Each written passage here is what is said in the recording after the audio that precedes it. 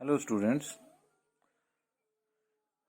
हमने liquid state जो है वो स्टार्ट किया था और मैंने आपको नोट्स भेजे, सरफेस टेंशन के बारे में बताया, उसके प्रैक्टिकली मेथड के बारे में बताया कि हम कैसे स्टैग्नोमीटर को यूज करके हम सरफेस टेंशन को फाइंड कर सकते हैं। तो हम न्यूमेरिकली कैसे फाइंड कर सकते हैं ये हमने डिस्कस करना है। हाँ तो बच्चे, मैंने आपको क्या बताया है स्टार्टिंग में कि सरफेस टेंशन होता क्या है, मैंने क्या बताया। अब वापस हम उसको डिस्कस नहीं करेंगे। सरफेस टेंशन मैंने बताया कि डाउनवर्ड की मूवमेंट में एक फोर्स होती है और एक अपवर्ड की मूवमेंट में एक फोर्स होती है। जो नीचे की तरफ होती है वो फोर्स ऑफ ग्रेविटी होती है और जो ऊपर की तरफ होती है वो सरफेस ऑफ टेंशन होती है, सरफेस टेंशन होती है। तो मींस डाउनवर्ड जो है वो कौन सी है, फोर्स ऑफ ग्रेविटी है। फोर्स ऑफ कौन सी है, ग्रेविटी है, और उसको हम मान लेते हैं क्या, F2।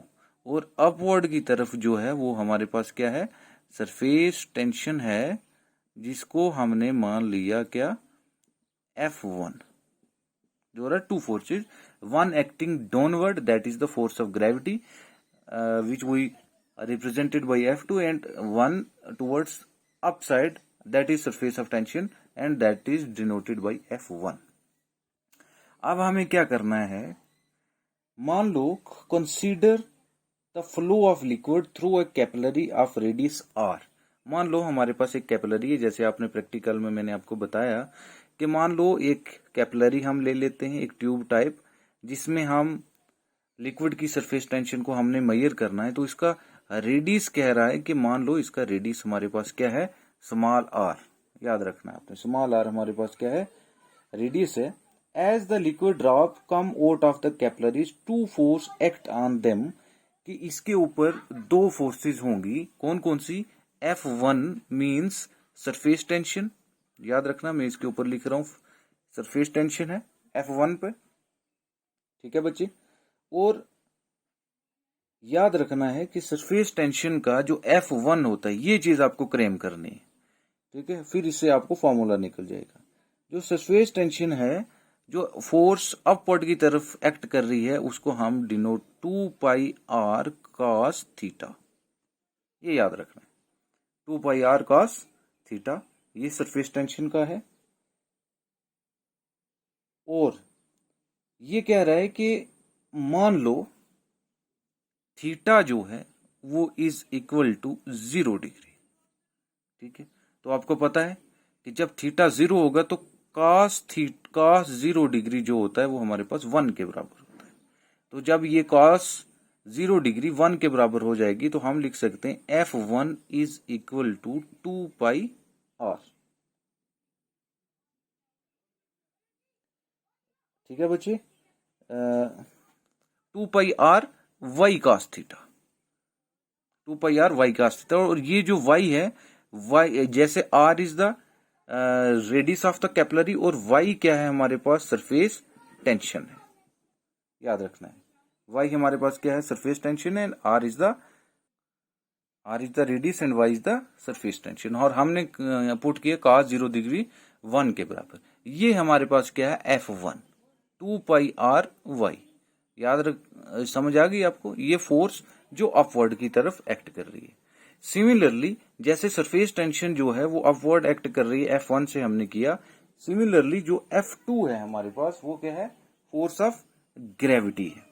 तो आपको पता है, ये भी आपको याद रखना है, जैसे आपने ये फॉर्मूला याद रखा 2πr y cos theta. Similarly जो क्या है हमारे पास, फोर्स ऑफ ग्रेविटी है, उसका फॉर्मूला भी आपको पता है कि mg के बराबर होता है,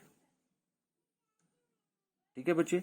तो जैसे इसमें y क्या था, सरफेस टेंशन है, इसमें m क्या है, m हमारे पास मास ऑफ द ड्रॉप है, जो ड्रॉप कैपिलरी से ड्रॉप कर रहा था उसका मास है। और g is the acceleration due to gravity, ये आपको पता है, फोर्स ऑफ ग्रेविटी का एक्सेलरेशन ड्यू टू ग्रेविटी। ये F1 और ये F2, आई होप आप समझ गए होंगे।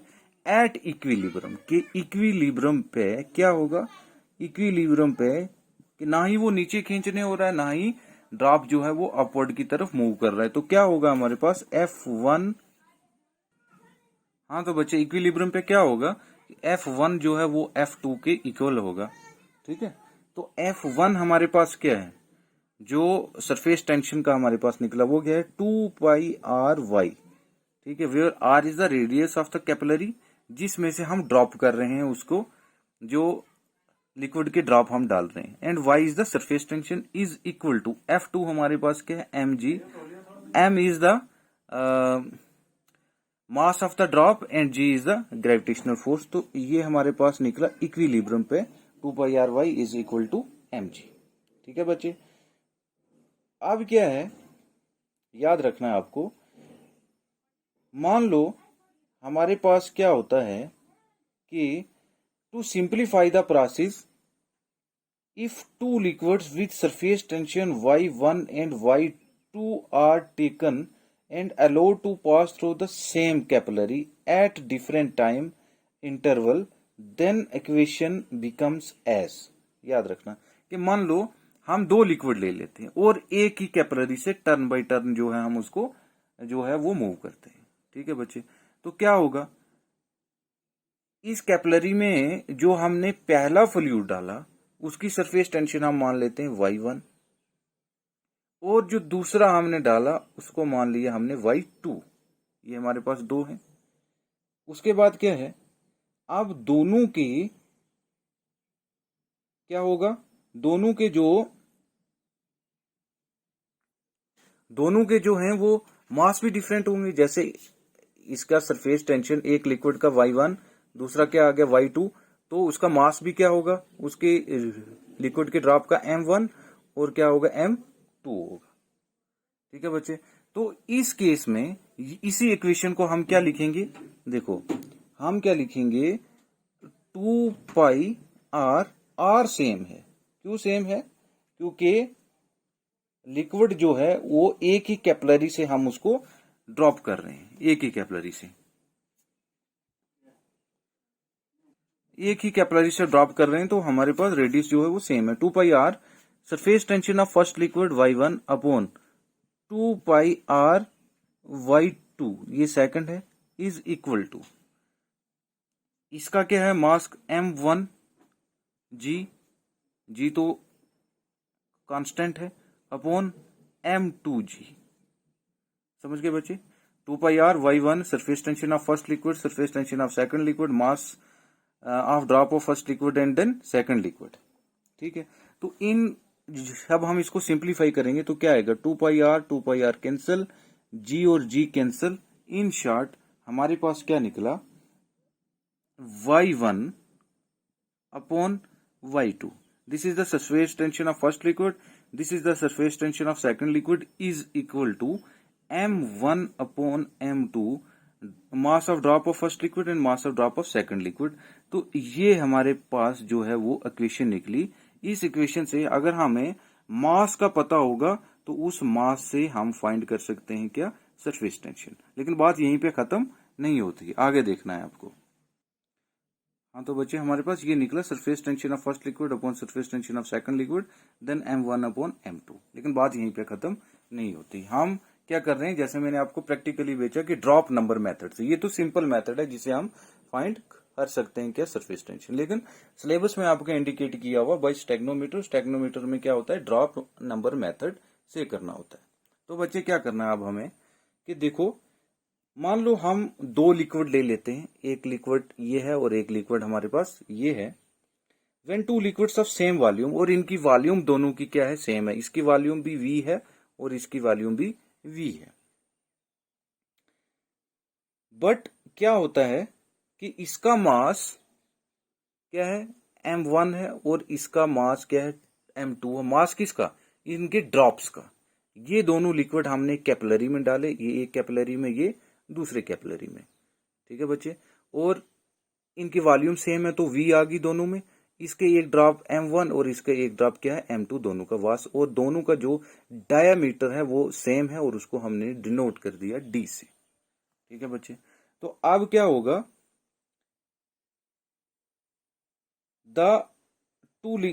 then the mass of two liquid is given by, आपको पता है कि मास किसके बराबर होता है, m1 is equal to mass होता है वॉल्यूम और डायामीटर के बीच में। ठीक है, मान लो इसका डायामीटर d1 है और इसका डायामीटर क्या है d2 है। ठीक है, ये दो लिक्विड दो कैपिलरी में हमने लिए, एक के ड्रॉप का मास m1 m2, दोनों का डायमीटर d1 और d2, लेकिन वॉल्यूम दोनों की क्या है, सेम है। और मास आपको पता है किसके बराबर होता है, वॉल्यूम इंटू डायमीटर। तो m1 किसके बराबर होगा, v1, सॉरी v तो कॉमन है, v दोनों की वॉल्यूम सेम है, m1 is equal to v into d1, और m2 जो है वो किसके इक्वल होगा, v इंटू d2 के इक्वल। ठीक है, अब क्या होगा, सरफेस टेंशन हमने अभी फाइंड किया, ये वाली इक्वेशन, इस इक्वेशन में क्या है, y1 upon y2 is equal to m1 upon m2। ठीक है, यह इक्वेशन हम लिखते हैं जैसे हमने पीछे फाइंड किया, y1 upon y2 surface tension of first liquid is equal to m1 upon m2। ये नोट्स भी मैंने आपको प्रोवाइड किए हैं। देखो अब ये वैल्यू जो हमें ऑब्टेन्ड हुई, ये हमें इस इक्वेशन में पुट करनी है। तो क्या इक्वेशन बनेगी, देखो m1 की वैल्यू vd1 है और m2 की वैल्यू vd2 है, तो क्या आएगा, y1 upon y2 is equal to, m1 की जगह हम क्या लिखेंगे, vd1 अपॉन vd2। ठीक है बच्चे, अब क्या है, vd2, ये v और ये v कैंसल हो जाएगा, इसको हम क्या लिख सकते हैं, r, surface tension of first liquid upon surface tension of second liquid is equal to density of first liquid upon density of second liquid. ये हमारे पास जो है ये फाइंड हुआ। ठीक है, लेकिन अभी भी हमारा काम खत्म नहीं हुआ, आगे समझना है आपको। इफ n1 एंड n2, हमारे पास n1 और n2 क्या है, याद रखना है। If n1 and n2 are the number of drops, क्योंकि हमने ड्रॉप नंबर मेथड से हम फाइंड कर रहे हैं, तो हमें अभी ड्रॉप पे पहुंचना है, तो अब आगे हम ड्रॉप पे। If n1 and n2 are the number of drops from a given volume v of the liquid, ठीक है, then number of drops per ml for two liquids will be. ठीक है, क्या होगा कि जो नंबर ऑफ ड्रॉप्स होंगे, जो नंबर ऑफ ड्रॉप्स होंगे, वॉल्यूम दोनों की क्या है, सेम है दोनों लिक्विड के केस में, तो n1 और n2 ये दो ड्रॉप्स हैं, तो इसके वॉल्यूम जो है उसमें हम क्या लिखेंगे, v अपॉन n1। ये ड्रॉप है किसका, पहले लिक्विड का, वॉल्यूम दोनों की सेम है लेकिन नंबर ऑफ ड्रॉप्स क्या है, डिफरेंट है। तो n1 को क्या लिखेंगे हम कि n1 ड्रॉप जो है कौन सी वॉल्यूम क्या है, सेम है, तो n2 में क्या होगा, वॉल्यूम सेम है, v अपॉन n2। ठीक है, रिस्पेक्टिवली। तो क्या होगा, अब समझना आपने। देन हमारे पास ये आया कि इसका ड्रॉप जो है, ये वॉल्यूम, पहले लिक्विड का ड्रॉप को हमने लिखा v अपॉन n1 और सेकंड को लिखा v अपॉन n2, क्योंकि वॉल्यूम दोनों की सेम है। तो हम क्या लिख सकते हैं, यही वाली इक्वेशन हमने अब पुट करनी है किसमें, इसमें m1 और m2 में। ठीक है, क्यों, अब देखो क्योंकि यहाँ पे v दोनों का क्या है, सेम है, तो हम क्या लिख सकते हैं, m1 is equal to, v की जगह हम क्या लिखेंगे, v अपॉन n1, क्योंकि वो पहले हमने पूरी वॉल्यूम ली थी। ठीक है, लेकिन हमने क्या निकलना है, बाई ड्रॉप मेथड।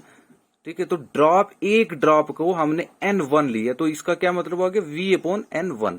तो इसका क्या आया, v अपॉन n2, वही हमने पुट किया यहाँ पे, v upon n1 into d1 upon, sorry ये आया ये वाला, और m2 क्या आएगा, v अपॉन, जैसे v अपॉन n1 तो ऐसे यहाँ पे v upon n2 into d2। ठीक है बच्चे, अब देखो हमारे पास m1 और m2 निकल गया, हम निकाल क्या रहे हैं, surface tension. Surface tension y1 upon y2, दो लिक्विड की इज इक्वल टू। ठीक है, क्या फॉर्मूला हमने पहले निकाला था, ये फॉर्मूला निकाला था कि y1 upon y2 is equal to m1 upon m2, जैसे यहां पे भी हमने लिखा y1 upon y2 is equal to m1 upon m2। m1 upon M2। ठीक है बच्चे, तो M1 की वैल्यू भी है हमारे पास और M2 की वैल्यू भी है। कंफ्यूज नहीं होना, ये इसलिए हम यहाँ पे N2 और N1 हमने पुट किया क्योंकि हमें ड्रॉप मेथड से निकालना था। अब यही वैल्यू हम कहाँ पे पुट करेंगे, यहाँ पे इस इक्वेशन में। तो क्या आया, y1 upon y2 is equal to M1, ये M1 है, M1 की जगह हम क्या लिखेंगे, v upon N1 into D1 upon M2 की जगह हम क्या लिखेंगे, ये वाली वैल्यू सब्सटीट्यूट की, ये नोट्स प्रॉपर दिए हुए हैं, v upon N2 into D2। ठीक है बच्चे, समझ गए आप। अब देखो, अब यहां से हम सिंप्लीफाई करके जो हमारे पास निकलेगा फार्मूला, वो फाइनल फार्मूला निकलेगा बाय ड्रॉप मेथड, क्योंकि अब हमने ड्रॉप ले लिए। ठीक है, अब क्या होगा, देखो ये v और ये v कैंसिल। ठीक है, तो हमारे पास क्या आया, y1 upon y2 is equal to, जब ये v कैंसिल हो गया तो इट मींस यहां पे 1 आ गया, 1 इंटू D1 क्या आया, D1 अपॉन N1 अपॉन, यहां पे भी वैसा ही है, 1 आ गया, D2 इंटू 1 क्या आया, D2 अपॉन N2। ठीक है, नोट पे आगे डायरेक्ट दिया हुआ तो यहां से समझना है। और हम इसको क्या लिख सकते हैं, और समझना है क्या लिख सकते हैं, D1 अपॉन N1। आप मैथमेटिक्स के स्टूडेंट हो तो क्या होगा, जब ये यहाँ पे हमने इक्वल टू में कन्वर्ट किया तो क्या हो गया, अब ये न्यूमिनेटर में और वो डिनोमिनेटर में आ जाएगा। मैथमेटिक्स के स्टूडेंट हो तो आपको पता ही है, N2 अपॉन D2 ऐसा हो गया। समझ गए बच्चे, तो और हम इसको क्या लिख सकते हैं, N2 D1 upon N1 D2। ठीक है बच्चे, ये फाइनल फार्मूला है। तो इन शॉर्ट देखो, ये निकाला हमने, क्या निकाला है, surface tension of first liquid upon surface tension of second liquid, ऐसा ही है, y1 अपॉन y2। और क्या निकला हमारे पास, N2 D1 upon N1 D2, ये वाला फॉर्मूला हमारे पास निकला। ये है बाय ड्रॉप मेथड। अब देखो हमारे पास ड्रॉप, नंबर ऑफ ड्रॉप्स अगर हमें पता होगा और उनकी डेंसिटीज पता होगी तो हम जो है वो सरफेस टेंशन जो है वो इक्वली फाइंड कर सकते हैं। ठीक है, this is all about the mathematical determination. और एक चीज याद रखना है, यहाँ पे नोट पे एक गलती हुई है, वहां पे क्या लिखा हुआ है, N2 D2, यहाँ पे जैसे